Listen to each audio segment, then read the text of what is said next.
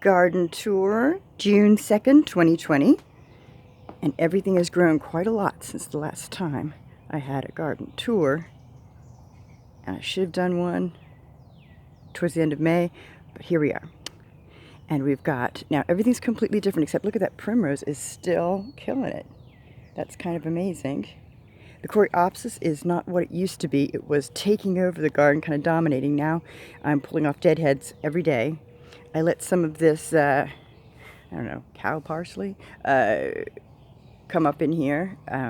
I've been kind of just tossing wild Queen Anne's lace seeds in there, so, but it's kind of merging with this Sambucus, my elderberry, that is finally getting big. I think this one's York. And so it's not one of the native ones, and it just sat there for a couple of years, and now it's getting up there. It's at least 4 feet.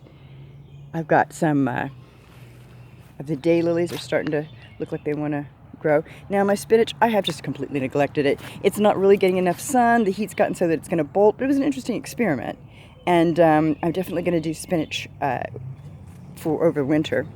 Of course, the wormwood is doing great, and back there is like a hedge of the sunchokes. Those are really coming up, and they're coming up over here too, getting quite tall.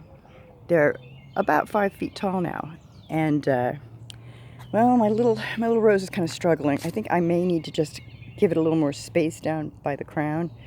Yeah, well, it's its first year. We'll give it time. I'm gonna go over this way. I cut back the, and I'm gonna call it kind of a sage plant. These babies.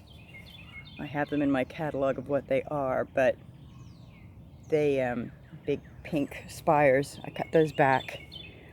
These yellow Achillea, they're pretty, but I like the foliage best. That silver foliage. I am definitely going to need to make some reproductions of that and put it in other places. The globe thistle is starting to bolt up. That's good. Those just sat there last year. They were tiny little plants year before last. They spent all of last year just sitting there, and then now they're coming up. My viburnums are looking nice. I cut a little space down here for these little guys, and I may need to move them.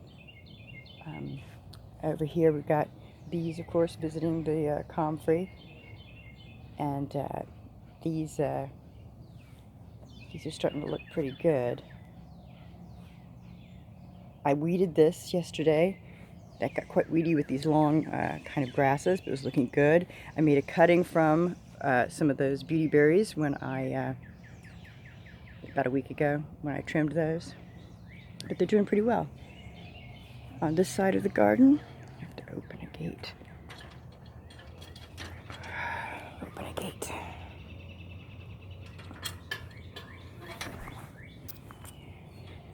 The Vitex tree is up and running.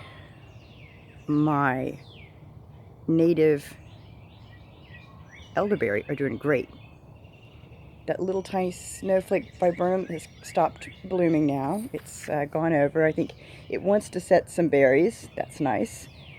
And these little guys, these cosmos that I got in a flat pack, they just struggle and struggle. I don't know, they're blooming like crazy, but they're not really growing. Here we got these wonderful Verbena bonariensis are just going crazy. They're 6 feet tall. And what's crazy is these cone flowers are keeping up with them. And then, of course, the bee balm back there, it's not too surprising that the bee balm gets to be 5 feet.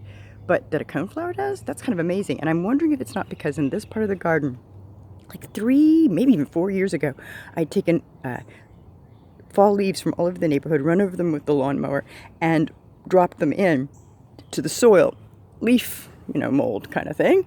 And now these plants in here are just getting to be huge. And I wonder if that's the reason. Otherwise the soil was no different. And of course the wormwood going crazy. The sunchokes are starting to outdo it. And now these globe thistles are taking off. They spent all of last year, again, being just babies, I've got two baby Verbena bonariensis in there. They do not germinate a lot, but I'm going to throw down every single old seed head of Verbena bonariensis to try to get some more. These are finally taken off. I'm back from weeding. I've got coneflowers coming up in here. And they were just invisible before, and now they're up. And Hugh Grow back there is blooming, which is pretty up against that brown. And these, my favorite, officially my favorite at this point of the native elderberries is this one called Laine, L-A-I-N-E, because of those purple stems, those creamy flowers, that is so pretty. And these new little Coreopsis, they're doing great. I wonder if they'll take over next year. Got some more weeding to do back there, but otherwise it's looking good. And now I'll go to the other side of the garden.